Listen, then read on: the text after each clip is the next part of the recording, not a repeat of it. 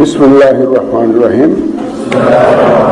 মাননীয় সদস্যবৃন্দ, এখন আপনাদেরকে সংবিধান সংস্কার পরিষদ সদস্য হিসাবে শপথ বাক্য পাঠ করানো হবে।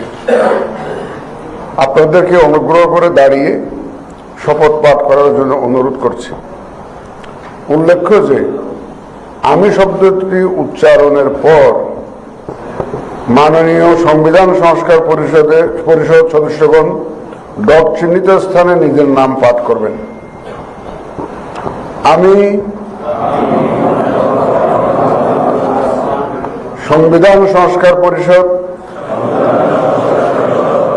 সদস্য হিসাবে সশ্রদ্ধ চিত্তে শপথ করিতেছি যে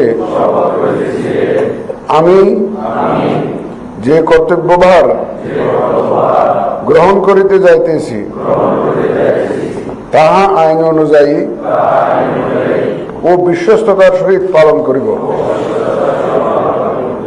আমি বাংলাদেশের প্রতি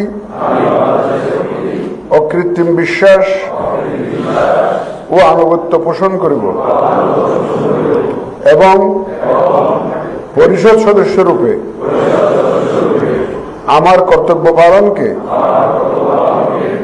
ব্যক্তিগত স্বার্থের দ্বারা প্রভাবিত হইতে দিব না। ধন্যবাদ।